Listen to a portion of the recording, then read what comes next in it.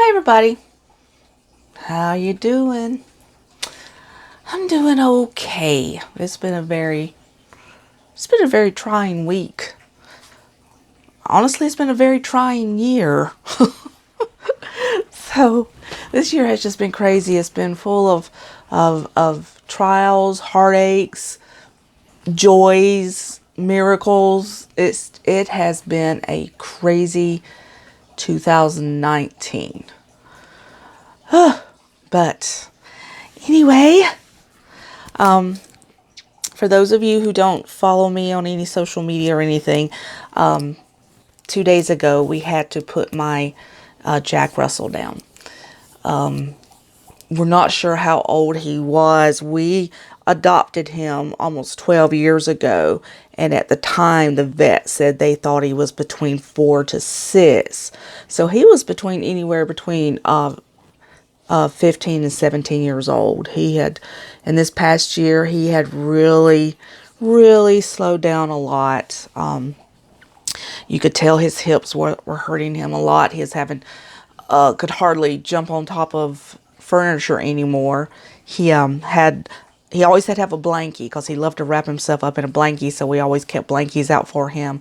And used to, he would just jump up wherever he wanted to, and then literally cocoon himself in that blankie. He'd go till you had it wrapped all the way around him, and you wouldn't even know he was there. But over the past few months, he had got to where he couldn't jump up really well, so he would pull his blankie around to wherever he wanted to sleep that day, whether it be on the couch or in one of our recliners or something, and sit there and whine and look at me till I would put it up there for him, and then put him up there as well and wrap him up. So, and that made him very happy. He only had a little nub of a tail, but he would just wiggle just like that. He was my daughter's dog. She hasn't lived with us in the past, she's 23, so she's not lived with us since she's like 20, but she, of course, would come over and spend the night just so she could cuddle with him because she loved him so much. He helped her through some very difficult times. She suffered from a lot of depression. I mean, serious depression, as a teenager and everything, and he was right there by her side the whole time. So he absolutely meant the world to her. And he got up yesterday morning, and I noticed first he was moving slower than what he normally moves. He went straight for his water bowl and drank a whole bowl full of water immediately. And then, I went to take him and my other two little ones out. And before he got out the door, he was already pooping. He didn't. It's like he was completely unaware that he was pooping. He was just dropping little poops everywhere, and just very unlike him. Usually, it takes him 15 minutes outside sniffing all over the place to find the perfect blade of grass to poop on, and so that was not like him. I noticed that, and then brought him back in, and then I came in here into my little craft room to sit down and do my Bible journaling. And he pulled his blankie in here and put it by my chair and laid down on it. And I was like, oh, that's so cute. And I took a picture and sent the picture to my daughter and said, look at him. She's like, oh my gosh, he's the cutest thing ever. And everything. And then I just noticed he was just not, he wasn't getting up. He was kind of holding his head in an odd way. And so I thought maybe he was, arthritis was hurting him. And I normally give him an ibuprofen when that happens. And I put it in peanut butter. And this dog would eat anything. He was that was his life. Give me more food. And normally he goes nuts over peanut butter. And he would not even come to me. He just laid there and looked at it. So I brought it over to him. And he just turned his head to it. So I tried everything, and he completely refused to take any food whatsoever. And then he just kind of collapsed and lay down and wouldn't move after that. I knew something bad was wrong. So I told Mark, I said, we got to get dressed. We got to take him to the vet. I called Carly to let her know so she could either come over here or meet us there. She decided to come over here. And I had picked him up and put him in so Mark could hold him while I got dressed. And then Carly got here, and of course she wrapped him up, and we took off. And what they finally found, they did an x-ray and everything, and he had a huge, huge cancerous mass in his stomach. And they told us there was just nothing we could do, and we could, you know, as always, they suggest you know, putting them down, and or we could bring him home, but he was obviously in so much pain. I left that decision up to my daughter. And I mean, tears like you've never seen them. She sat and she had his special blankie, and she had wrapped him up in it, and she sat and held him while they put him to sleep. And he just sat there and looked in her eyes, and she was bawling, looking in his, loving him. It was a hard, hard day. Hard day. So she spent the night with a friend that night. Then she came over here and spent the night with us last night. Just didn't really want to be alone. And that's completely understandable. She actually was supposed to work yesterday, but she didn't. She inherited my heart for animals. I love all animals, but I love dogs just so much. They're, to me, the closest, with the exception of babies, of course. They're the closest thing that angels that God has given us here on this earth, and they are such a blessing in our lives in every way. And so she got that from me. She got that from me. But it's been a hard day.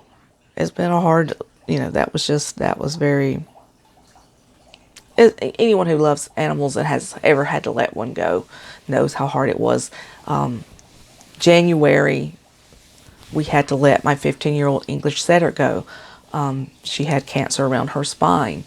And again, it was hard for the whole family, because just everyone just loved her so, so much.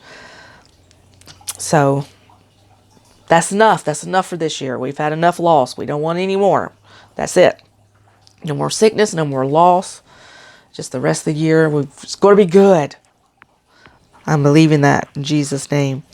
So anyway, I just wanted to get on here and show you guys. I've been making so much stuff for my Etsy shop, but tons of it I haven't uploaded yet. I just have been really just having fun making things. I'm just making stuff because it's fun, okay?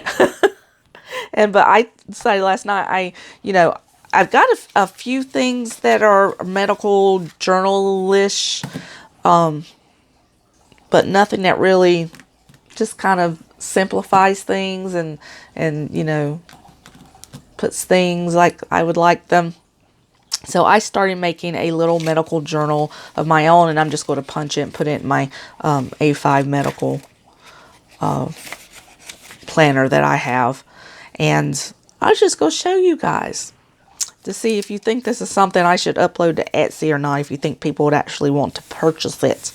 But anyway, this is what I did. So I did it in half letter format. That way, you know, well, I also have one in full letter format, so I can print out either way, but I just did this because this fits my A5.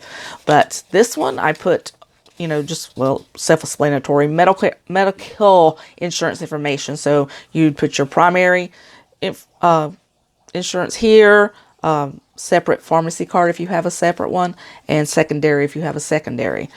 So it just has your member number, group number, plan code, pharmacy card. And I know all this stuff because I worked in the hospital, so I know what to look for and what to put on there. So otherwise I'd be like, what are all those numbers? What are those things?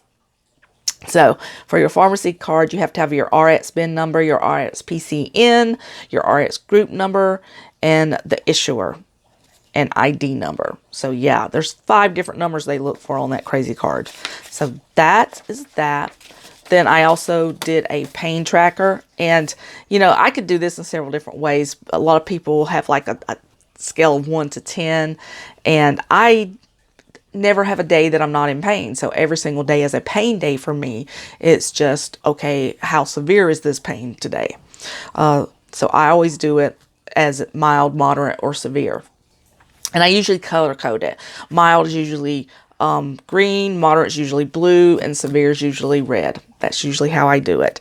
So This I would have to print out a ton of, but for every day. And then over here I just put where you could date it, and then, you know, what was going on that day. So that's my pain tracker, and I had printed out 2 of these. I got to get my measurements together a little bit better than what they are. And then this one, why is this one like this? Okay, so this is for your medical doctor appointments. So you just put in the date, the doctor you're going to, and what time. So medical appointments. On this one, I put symptoms and questions, because that's important. If you're going to a doctor, especially a new doctor, he's going to ask you what all your symptoms are. And believe me, I've done this enough to know. And then you need to have a set of questions that you ask him or her. And then, so I put symptoms that you should tell your doctor, questions for your doctor, and then here, resolutions. Write that down in case he gives you, or she gives you, I feel like I'm being sexist, but, you know, he or she, the doctor, gives you information that could be good. Resolutions, well, this is causing this, or this is causing this, that kind of thing. Or even things that you just talk about. And then the next one I did was medication list, self-explanatory. Put down all your drugs you're taking. And even your supplements. That's a big, big thing, because people don't realize, they just think eating vitamins is good for you. But different supplements can interact with any prescription medications you're taking. So you need to let your doctor know everything you're taking. So there's that. And then just your doctor information, the doctor's name, phone number, so you can just get in touch with them very, very quickly.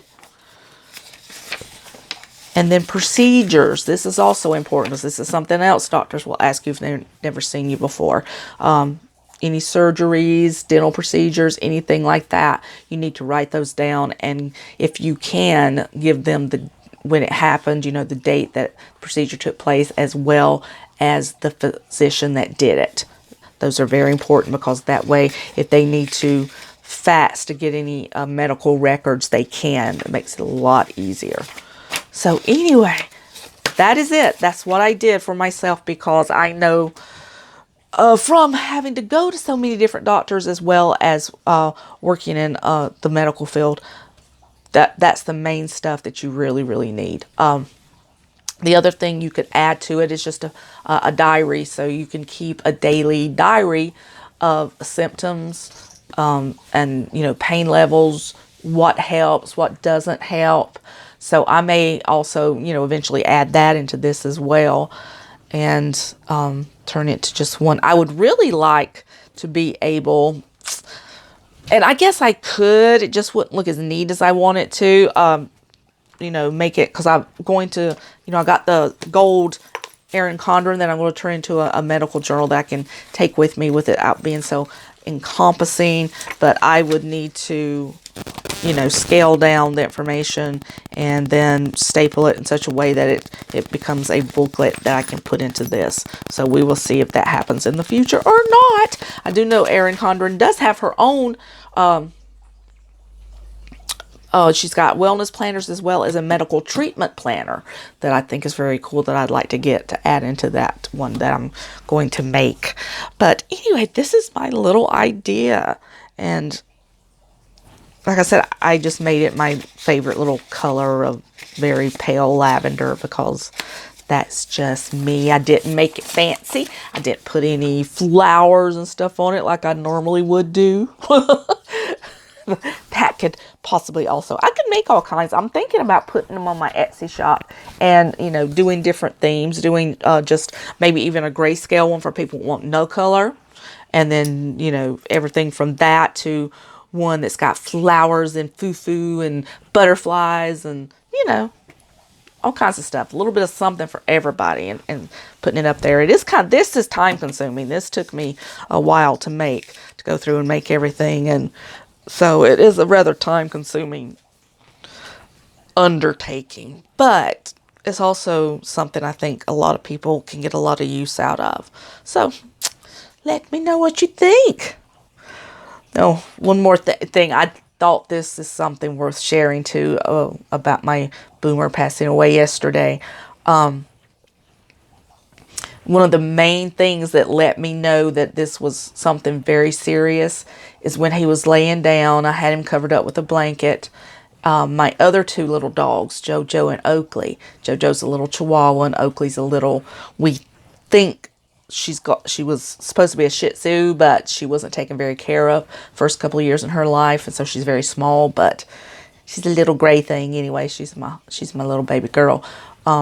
They both, including the cat, because the cat loved him, they were all crawling on top of him. And Oakley has this little thing where she paws at you. When she wants me to get up in the morning, she'll start pawing, you know, very gently. And she was doing that. She was trying to pull back his blankie, pawing at him and giving him kisses on his face. And JoJo was up there trying to get him to get up. So I knew the puppy dogs were sensing something. They knew something bad was going on. And that just also shows you how special animals are. They can tune into something like that, and they just know. They know when something's wrong. But anyway, thank you, ladies, for joining me today. I hope you enjoyed this video, and if you do, please subscribe, like, share, and leave a comment. I love your comments. Leave a comment. And we're getting close to 1,000. So once we hit that 1,000 subscriber button, we get to give away that planner. So we're getting close to there. I think when I checked yesterday it was 825. So yeah, we don't have much further to go before we'll be shipping that planner out of here. Somebody's going to win it.